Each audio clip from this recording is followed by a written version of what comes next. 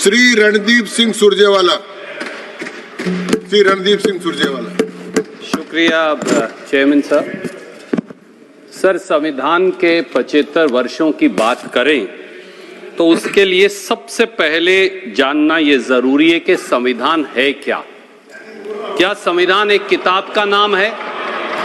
क्या संविधान पूजा जाने वाला एक ग्रंथ है? संविधान का या क्या संविधान हाथी पर रखकर संविधान का जो अपन संधि विच्छेद करें तो संविधान होता है जी, कि सबके लिए एक संविधान। बिल्कुल पंडित जी, आपने सही आप बोलिए। पर क्या संविधान हाथी पर रखकर झांकी निकालने वाला एक शास्त्र है? सच्चाई ये है कि कोई कुंठित या दुर्भावनाग्रस्त व्यक्ति ही संविधान को ग्रंथ या शास्त्र बनाकर हाथी की सवारी निकालकर जनता को भ्रमित करने की कोशिश कर सकता है। तो चेयरमैन सर, संविधान है क्या?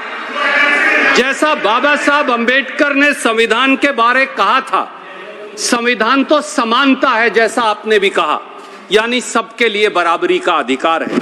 संविधान तो आजादी है, यानी बोलने, सोचने, देखने, पहनने, खाने पीने, धर्म मानने, विरोध करने, असहमत होने, विचार व्यक्त करने की आजादी। संविधान तो न्याय है, यानी छोटे बड़े, ऊंचे नीचे, अमीर और गरीब के भेदभाव से ऊपर उठकर सबके लिए बराबरी का दर्जा। संविधान तो भाईचारा है, जैसे मेरे एक और साथी ने कहा, यानी धर्म और जाति की नफरतों और विभाजनों से ऊपर उठकर प्रेम, सद्भाव, सदाचार और संविधान का नाम संविधान है। संविधान के 74 सालों पर चर्चा के लिए संविधान के मायने जानना जरूरी है, क्योंकि सत्ता के हीरो का मुकुट पहना बादशाह आज संविधान के मायने भूल बैठा है। सत्ता के सिंहासन और बड़ी बड़ी कुर्सियों पर बैठे लोगों को आज की तारीख में जानने की जरूरत है कि संविधान के मायने क्या हैं, और मैं अपने शब्दों में उन्हें चरितार्थ करने की कोशिश करूंगा। वो राज के तंत्र यानी सत्ता हथियाने और सरकार बनाने को संविधान मान बैठे हैं, पर देश के लिए गरीबों की मुसीबतों और जनता की जरूरतों के आगे सत्ता की जवाबदेही के प्रजातंत्र को संविधान कहते हैं। वो चंद अमीरजादों और दोस्त धन्ना सेठों की दौलत लाखों गुना बढ़ाने को संविधान मान बैठे हैं, पर देश के लिए गरीबी हटाना, न्याय करवाना और सबको बराबरी का दर्जा दिलवाना संविधान है। कृपया सुने। टीवी पर सुर्खियां बनाने वाली जोर जोर से बोलती आवाजों को संविधान मान बैठे हैं, पर देश के लिए टीवी के प्रायोजित शोर की बजाय वीणा की टंकार सी बजने वाली आम आदमी की आत्मा की आवाज संविधान है। वो ईडी, सीबीआई, इनकम टैक्स के डंडा तंत्र से विरोधियों को झुकाने और सरकारों को गिराने को संविधान मान बैठे हैं, पर देश के लिए चेयरमैन सर, नैतिकता, बहुमत और ईमानदारी की कसौटी पर सत्ता और शासन का खरा उतरना ही संविधान है। वो सरकारी खर्चों पर दुनिया घूमने, इश्तहार छपवाने, कपड़े बदलने और दूसरों को नीचा दिखाकर कहे लगाने के अधिकार को संविधान मान बैठे हैं, पर देश के लिए सर, जूती गांठने वाले गरीब, बोझा ढोने वाले कुली, मोटर रिपेयर वाले मिस्त्री, ट्रक चलाने वाले ड्राइवर, अनाज पैदा करने वाले किसान की आवाज को बुलंद करना ही संविधान है। वो साधु का छद्म वेश धारण कर अहंकारी ताकत के नशे में मर्यादाओं की लक्ष्मण रेखा को कुचल देने को संविधान मान बैठे हैं। पर सर, देश के लिए तो पक्षी राज जटायु की तरह न्याय व कर्तव्य के बोध के लिए कुर्बानी देना ही संविधान है। आजकल संविधान के नाम पर बड़े बड़े लोगों द्वारा भारतीय राष्ट्रीय कांग्रेस को गाली देना और लांछन लगाना फैशनेबल हो गया है। काश ये सब लोग कांग्रेस को पानी पी पी कर कोसने की बजाय बाबा साहब अंबेडकर द्वारा 25 नवंबर 1949 के भाषण को पढ़ लेते तो उन्हें संविधान की अडॉप्शन से ठीक एक दिन पहले दिया था। प्रधानमंत्री जी ने भी उसकी चर्चा की थी। And I quote sir, Ambedkar ji ने कहा, विधानसभा के अंदर कांग्रेस पार्टी की मौजूदगी से अराजकता की यह संभावना शून्य हो गई, जिसने इसकी कार्यवाही में व्यवस्था और अनुशासन की भावना लाई। कांग्रेस पार्टी के अनुशासन की वजह से ही मसौदा समिति संविधान को विधानसभा में पेश करने में सक्षम हुई, जिसमें प्रत्येक अनुच्छेद और प्रत्येक संशोधन के भाग्य के बारे में निश्चित जानकारी थी। और बाबा साहब अंबेडकर आगे कहते हैं, इसीलिए विधानसभा में संविधान के मसौदे को सुचारू रूप से चलने का सारा श्रेय कांग्रेस पार्टी को जाता है। ये थे बाबा साहब अंबेडकर। और सर, बाबा साहब अंबेडकर ने, मैं बहुत लंबी तकरीर नहीं करूंगा, बाबा साहब अंबेडकर ने 25 नवंबर 1949 के संविधान सभा के संबोधन में 3 चिंताओं की चर्चा की। मुझे लगता है कि वो चिंताएं आज के शोर मचाते शासकों और सरकारों पर लागू होती हैं।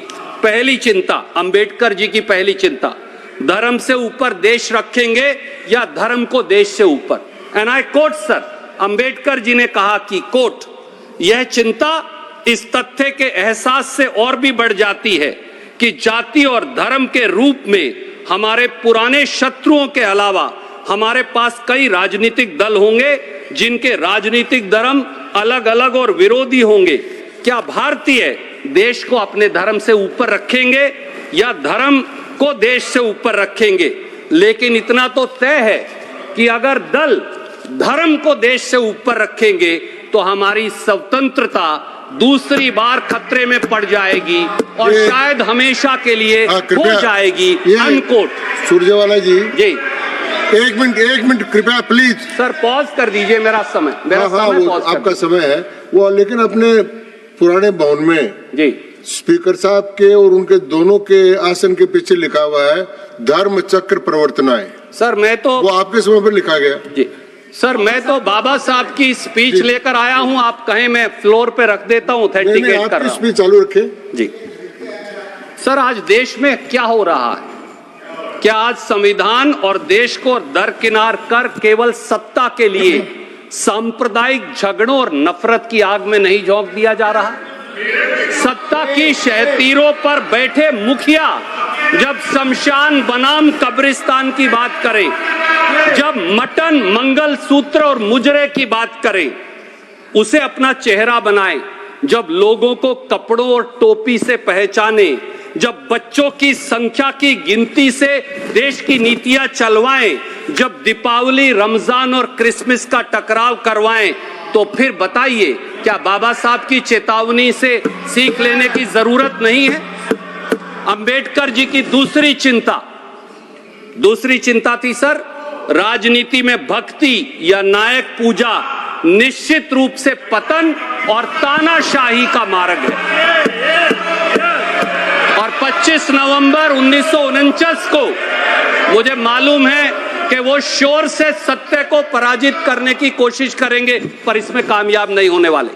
25 नवंबर 1949 को अंबेडकर जी ने फिर कहा, एंड आई कोट सर, यह सावधानी भारत के मामले में किसी भी अन्य देश की तुलना में कहीं अधिक आवश्यक है, क्योंकि भारत में भक्ति या जिसे भक्ति का मार्ग या नायक पूजा कहा जा सकता है, उसकी राजनीति में एक ऐसी भूमिका निभाती है जो दुनिया के किसी भी अन्य देश की राजनीति में निभाई जाने वाली भूमिका से बेजोड़ है।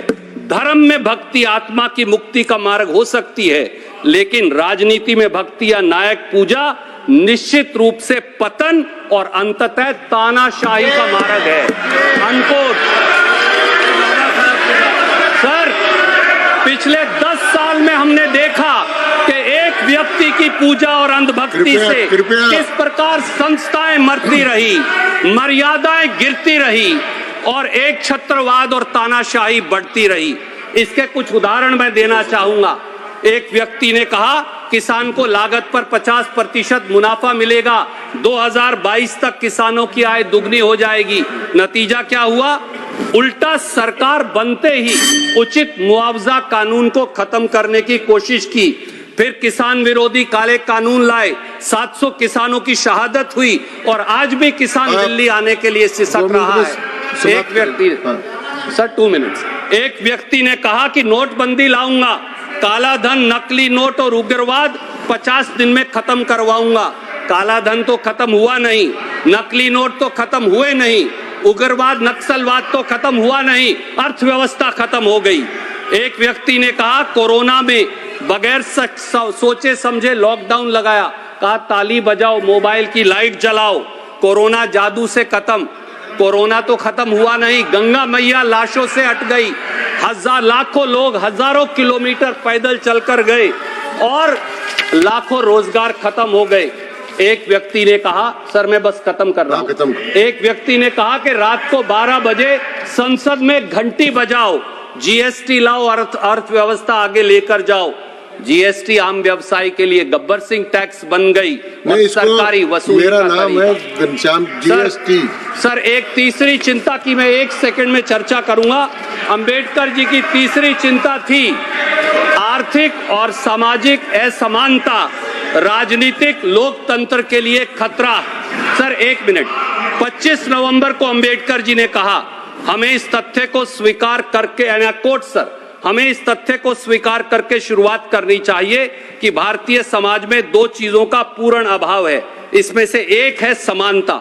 सामाजिक धरातल पर भारत में एक ऐसा समाज है जो क्रमिक असमानता के सिद्धांत पर आधारित है। आर्थिक धरातल पर हमारे पास ऐसा समाज है जिसमें कुछ लोगों के पास अपार संपत्ति है जबकि कई लोग गरीबी में रहते हैं। हम कब तक इसे नकारते रहेंगे? ये राजनीतिक लोकतंत्र को खतरे में डाल देगा। अनकोट। सर बस मैं मेरी बात समाप्त कर रहा हूं। आज 140 करोड़ के देश में मैं आपके संज्ञान में लाता हूं 1% लोगों के पास देश की 40% संपत्ति है। हम एक बार फिर अंग्रेजों की आर्थिक असमानता में पहुंच गए हैं। किसान तो 27 रुपया प्रतिदिन कमाता है, इनके उद्योगपति मित्र 1600 करोड़ प्रतिदिन कमाते हैं और हजारों करोड़ का घोटाला करते हैं। संविधान को सशक्त बनाना है तो संविधान को सशक्त बनाने के लिए बाबा साहब की इन तीनों चिंताओं पर जरूर गौर करनी पड़ेगी, तभी संविधान सशक्त हो पाएगा। क्योंकि लोग भी कह रहे हैं कि श्री मुजीबुल्लाह खान, संविधान हमारा नहीं चलेगा। धन्यवाद। श्री मुजीबुल्लाह खान, अध्यक्ष महोदय, 5 मिनट।